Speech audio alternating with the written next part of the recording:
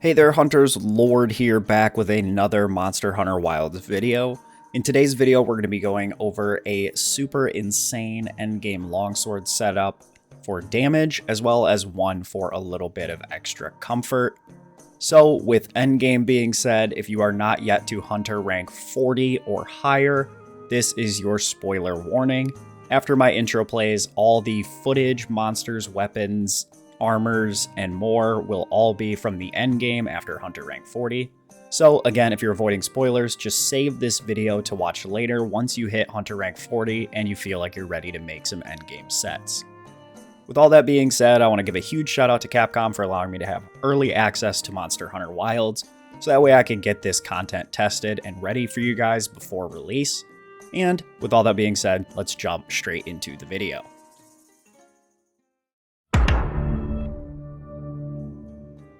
So as a baseline for general information, at the time of recording, I've had this game for a little less than 2 weeks. So I've had plenty of time to test all sorts of different weapons, armors, skills, and set bonuses. And overall, I feel like these are the best ones that I have landed on. By no means am I claiming that these are the best Giga Chad, DPS speed running, kill everything in 2 minutes type of sets. However, these are more than comfortable holding their own in the endgame. The damage is very good, and on the comfort set, the comfort is really, really nice. So with that being said, let's go ahead and jump into the first DPS set. So as far as weapons go, you're going to get used to seeing an Ardian weapon in a lot of these endgame builds, as Ardian weapons are generally just very good once you can craft the rarity 8s, and that is why you need to be at hunter rank 40 or beyond, is you cannot get rarity 8 Ardian weapons until you unlock the tempered apexes and Arcveld. Now, Ardian weapons, once you craft them, can be upgraded 5 times, and those 5 upgrades are completely random rolls, so don't be too discouraged if your attack, affinity, or element looks any different from mine. Overall, just any Ardian weapon with fairly decent rolls will fit this slot totally fine. What we're really looking for is the 3 level 3 slots up in the weapon. However, I've also included the Blanganga Berger as a craftable weapon, so that way, if you're not quite to making Ardian weapons or maxing out your Ardian weapons, you can definitely get a look at what a craftable longsword would look like in an endgame set. Now, this isn't necessarily the best craftable longsword in the game, however, it does have very high attack stat, a little bit of negative affinity, decent ice, and some white sharpness. But overall, I like using this one because it just looks so badass. It's one of my favorite weapon designs in Monster Hunter Wilds, so that's why I threw it in here. But you're totally free to use something else like Rathian or the Deshagama longsword or the Guardian Deshagama longsword. Pretty much anything in excess of 210 to 215 raw attack and the ability to get to white sharpness is going to be totally fine for the endgame here. So just kind of pick your poison and let's roll with it. As far as the armor goes, once again, you're also going to have to get used to seeing this set a lot. It's just very good for raw damage. It can even be used for elemental damage. Let's go ahead and talk about the pieces we're using. We're going to be using the Guardian Ebony Odogaron head and arms beta, as well as the Arc Vulcan chest and waist beta, the Udra Meyergreaves beta, and the Exploiter Charm 2. Now, as far as decorations go, again, your weapon skills are going to be entirely dependent on what you like most. For me, I like Razor Sharp quite a bit, so I dropped in a Razor Sharp 3 Handicraft 1 jewel. I think there's not too much else to add, as Power Prolonger doesn't do a ton here, as we're just using up our gauge a lot, so I threw in a Blast level 3 jewel to get those blasts sooner and more often during a hunt. And then Focus is actually a super good skill here in Wilds, so I threw in a Focus 3 Handicraft 1 jewel into my Ardian weapon.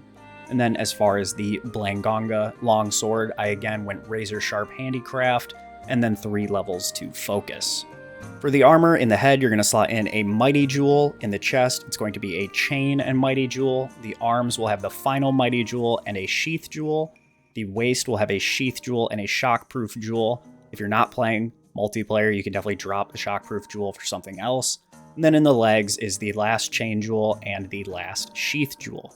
Now do note, if you don't have 2 Chain Jewels, but you do have 2 Tenderizer Jewels, you can put those in instead and then just change the charm to the Burst Charm 2. All in all, with our Ardian weapon equipped, this gives us blast attack level 3, razor sharp and focus also at level 3, as well as 2 levels to handicraft for 20 extra units of white sharpness. With razor sharp giving us a 50% reduction in sharpness usage, it effectively doubles our white sharpness, so tossing on handicraft as the backup for those combination decorations gives us an additional 40 units of white sharpness on top of the white sharpness that the Ardian weapons already come with. Then for the armor skills, we have weakness exploit at level 5. This gives us 30% affinity when attacking weak spots, and an additional 20% on top of that if the part is wounded, so about 50% affinity is gained from this skill. We then have burst at level 5, and with 2 pieces of ebony Adogaron armor, this gives us 21 additional raw attack, which is more than 10% for my 200 raw attack Ardian weapon, as long as we have attacked the monster 5 times and don't stop for more than 3 to 5 seconds. We then have maximum might at level 3, so as long as our stamina bar is full, we have another 30% critical chance, so we're sitting between 60 and 80% at the moment. We then have quick sheath 3 to get into our EI sheath much quicker. This isn't 100% necessary, but EI sheath is very good in this game for building up your gauge, so I love having this skill here. However, if you find yourself not using it that often, you could drop it for something like extra divine blessing or recovery speed or defense or resistance, pretty much whatever you want. Again, all the level 1 jewels in all my sets are pretty much customizable up to your choice or your preference. With the Blangonga longsword equipped, we have razor sharp 3, focus 3, handicraft 1, and its innate 3 levels to critical draw. Now, critical draw gives us a 100% chance to crit when we do a draw attack, and both of your EI unsheathing attacks, both the counter and the double slash, do count as draw attacks, so you could use this in conjunction with the EI sheath to get some guaranteed crits. And then we have the exact same armor skills. Now, we've already spoke about the armor set bonuses a little bit, but 2 pieces of ebony Adogaron armor gives us an additional 3 raw attack when burst is active, so we go from 18 to 21, and it allows it to last a little bit longer, so you get a larger grace window when you stop attacking the monster. In my testing, it looks to be between 3 and 5 seconds. And with longsword, I feel like that's never really an issue, because instead of dodge rolling or moving away from things, you're just always countering anyway. So we have pretty much infinite uptime on that during the fights. Then we have 2 pieces of the Arc Vulcan armor, which give us hasten recovery at level 1. So every 8 or 9 consecutive hits with our longsword will give us a small chunk of health back. It's not game breaking, it probably won't save your life, but it's a nice skill to have on the back end. We'd be using this armor anyway, so this is just a nice bonus to have. So that is it for our high DPS raw set. Let's go ahead and move on to our more comfortable set. Again, you're going to want to get used to seeing these armor pieces. They're just very good, and I'm going to have a full video out on a build using this that is customizable for pretty much every one of the 14 weapons in the game. So if you don't want to miss out on that, be sure to be subscribed. Now, the weapons remain the same just for demonstrative purposes. However, the armor, I went with 5 full pieces of the Guardian Arcveld Beta. Now, you can get away with just using 4 pieces of the Guardian Arcveld Beta, but honestly, for the slot efficiency and when we're going for weakness exploit, I just felt like using all 5 was the best case scenario here. If you want to drop weakness exploit and instead go for the burst skill, you could put in any of the ebony Adogaron pieces in place of any one of these Guardian Arcveld pieces, or even the Udra Greaves that we showed in the last set. You'll just have to swap the Exploiter Charm to the Burst Charm level 2. As far as decorations go, I didn't change the weapon decorations. I'm very happy with where they're at. For me, this is my favorite setup for weapon decorations. But as far as the armor decorations go, you're going to want in the headpiece a flare jewel and a medicine jewel. In the chest, I personally like a throttle jewel, but again, you can change this one out if you like a different skill. However, I feel like the extra 10% affinity here is pretty useful, as well as some stamina reduction, so I tossed it in. Then in the arms, it's going to be 2 medicine jewels and the first sheath jewel. In the waist, it's a mighty and sheath jewel, and the same with the legs, mighty and sheath. All in all, for skills, this gives us the exact same weapon skills that we had on the last set, so we'll skip over those. We then have weakness exploit level 5, again for the same amount of affinity that we already talked about. But then instead of burst, I've opted for flare level 5. This allows us to create wounds much more often, and I mean, it's pretty significant. and this plays in with our 4-piece set bonus, which we'll talk about later. This also pairs well with recovery up at level 3. Again, this helps boost our set bonus. Quick Sheath 3 is once again my choice. I like using the eye counters to get my gauge up. If you don't, swap it out, totally up to you. Then Max Might level 2 gives us 20% affinity when our stamina is full. Latent Power gives us 10% affinity after about 5 minutes in the quest, or if you take so much damage, so that helps us get to around that 100% mark, with 50 from Weakness Exploit, 20 from the weapon, 20 from Max Might, and 10 from Latent Power. We can hit for 100% affinity. The other skills that you see here are, again, either my personal choice, or they just come with the armor. So now the reason that we go for 4 pieces of Guardian Arcveld armor at a minimum is we get the skill Decimator 2 by having 4 pieces of that armor. This allows us to regenerate a vast amount of health whenever we destroy a wound, so whether that's with your focus strike or just by constantly attacking it with your weapon. With absolutely nothing else, just the 4-piece on, you get between 25 and 30% of your health back. But if we couple this with the 3 medicine jewels for recovery up level 3, we get nearly 50% of our health back, and this does stack, so if you use your longsword attack to destroy 2 wounds, say to try and get from white gauge up to red gauge on your longsword, you will get 2 wounds worth of health, as you can see in the background footage now. Overall, this is actually massive, as quite often using Flare 5, you'll be creating wounds, and then you'll be using those wounds to level up your spirit gauge very easily, as well as freeze the monster up and get some flinches. So this can almost completely negate the entire need for the use of potions or mega potions, which is just great for being able to have a bunch of those on hand should you decide to switch sets. So this set is fully built around this health regeneration.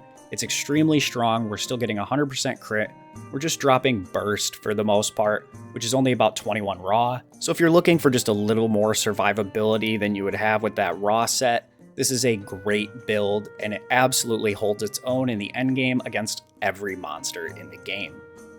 Now, I'll be honest, I haven't really tested Elemental Longsword yet. I've done my best to play all 14 weapons across my current 110 hours within Monster Hunter Wilds, and it is really difficult to find the time to grind, craft, upgrade 5 elemental weapons for all 14 weapon types. So I haven't yet done that, but personally for weapons like Longsword or Greatsword, I really do just like to pick a raw option that will work for every monster and just go ahead and go with that. Anyway, I very rarely elementally match on these types of weapons, because if I'm gonna be elemental matching, I'm gonna look at bowgun ammos, dual blades, or bow really. And so for that reason, all I have for you guys today is these 2 raw sets. Alright guys, so funnily enough, I had finished recording this entire video, I had it uploaded and scheduled to go, and then less than a week before release, a buddy of mine from the review Discord, Yuhiro, reached out to me and was like, hey, did you test Adrenaline Rush on Longsword? And I was like, no, I haven't tried that yet. It didn't work in Sunbreak because it didn't count as an evasion when you use Foresight Slash. He was like, you should check it out, it's working for me. And so actually, Adrenaline Rush works with Foresight Slash, lasts for 30 seconds after you get a perfect evade with your Foresight Slash, and gives you a bonus 30 attack, which is 9 more than even burst with a 2-piece of Ebony Adogaron. So I went ahead and whipped up this set for you guys, again, using the exact same weapons with their exact same decorations. But instead, I decided to go with 2 pieces of the Ray Dao Beta, being the head and the legs, then the Rathalos Chest Beta, the Guardian Arcveld Arms Beta, the Arc Vulcan Waist Beta, and the Counterattack Charm 2. As far as decorations go, once again, the weapon decorations will remain the same, but in the head, you're going to drop in a Tenderizer Jewel. Then I went for 3 Sheath Jewels, 3 Protection Jewels, my 1 Adapt and Shockproof Jewels, and then a Recovery Jewel just to add an extra level of recovery speed. But of course, the level 1 decorations are always up to you. And then in the final level 3 slot, we drop in the last level of Counterattack for 5 levels to Adrenaline Rush.